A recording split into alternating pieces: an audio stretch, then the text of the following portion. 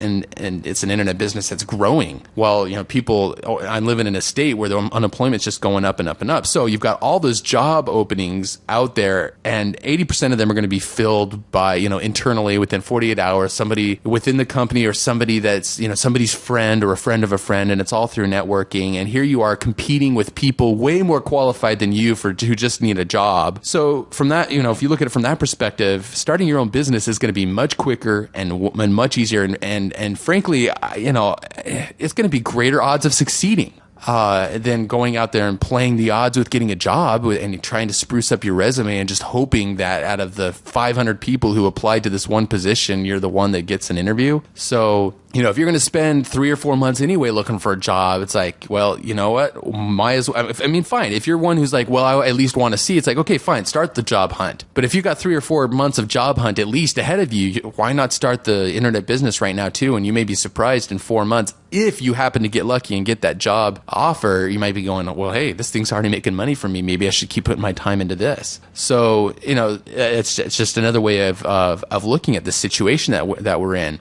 Speaking of the trip to San Diego we were talking about earlier, I was able to meet finally in person, somebody who's had great success after being a member of the Academy and listening to Internet Business Mastery. And I just love every time when he talks to us about his story, because he got laid off and he decided to look at that as an opportunity. He's like, well, what am I going to do now? And he just said, you know what? I've been listening to these guys on Internet Business Mastery. I'm going to start a business. I'm going to start my own internet business, something I'm in control of now. And a few months later, he made $8,000 in a month. And last month, he made $30,000. Now, even if you only just replaced your income with something like that, would it not be worth it? I'd venture to guess some people listening to this would take a pay cut, even, take a little bit of a pay cut even if it just meant, everyone else is getting a pay cut anyways. It may as well be doing something that you get to sit at home and be in control of, and you're not worried about getting laid off from next month. Yeah, I'm not sure how much an architect, that's what he was before, makes in a year, but it's definitely not $30,000 a month. Yeah. Absolutely. Or, consider Kurt, who sent in an audio comment to the show a little while back, talking about how he had medical bills start piling up, and, he needed a way to start covering those. So he started listening to what we were teaching and putting it into action, and now he's coming up with that money that he needs to cover those medical expenses. So, and actually the thing that struck me the most when we were talking about, going back to the first story about Pat, who got laid off from his job, is he was saying, yeah, it actually took me a few months to get to that point of saying, I'm just going to do this. And then after I made that money the first month, I was like, oh my gosh, what if I had just done it a few months ago? Of course we said, well, you can't beat yourself up. He's like, yeah, but I can't help but ask myself, it's like, dang it, what if I just taken action the moment, I lost my job when I thought of it, instead of taking 4 months to get around to like, okay, maybe I'll give this a try. So there's definitely an opportunity cost there as well. All right, number 7. And, this is probably one of my favorite ones. And, in a time like this, it really hits home.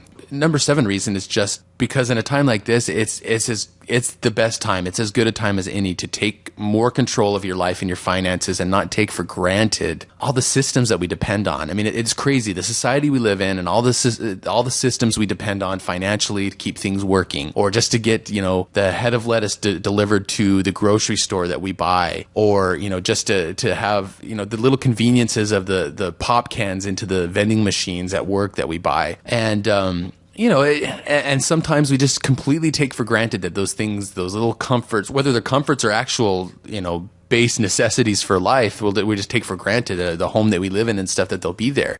But as we can see, in the last several months, globally, not just in the United States, but, financial systems that people were taking for granted in the housing market and banking systems and that, just started breaking down and impacting people's lives in huge, huge ways. Now I consider myself to be very fortunate to have weathered this time period just fine because of, the financial systems that I set up and the business that I created and the way I shored myself up against this type of thing from happening. And in a time when people are losing their jobs and getting pay cuts, we're fortunate to have businesses that are actually increasing. Every month we're getting a pay raise.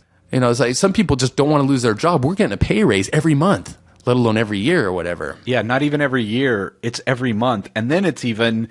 if we want even more, we just come up with a new thing. Like, we really wanted to offer everybody this new platinum group. Well, that's going to be a major pay raise. A major pay raise. Because we went, we want to do this new thing, and we get a pay raise. We get to do what we really want to do and get more money for it. It's insane. So the word that comes to my mind is autonomy. It's independence, it's freedom, it's autonomy. It's the ability to be able to continue the life in the way that you want, at a comfort level that you want, doing the things that make you passionate without being dependent on systems that either you hate, like a job that you hate, or ones that you just take for granted and they could actually disappear next year, like we've seen with, the housing and the banking systems and stuff. So, a time like this is a great reminder of, it might be good to do some things now, to maybe have that financial system that we're a little more in control of, that there's not, we don't have to worry about losing our job because, it's something that we control and we have direct access and direct control over where the money's coming from. And yes, maybe the economy might affect our business, but guess who is the one that just has to make a quick decision and can quickly change things so that you reverse that? It's just you, and it's you and your business. You can see that happening in a moment's notice. Change things, adapt, make it so that your business turns things around. But when you're, part of a huge corporation, they don't see things that quickly. They don't move that fast. And next thing you know, you're losing your job because, somebody high up, wasn't effective enough with money, and it just trickles down and you're the one that gets the shaft.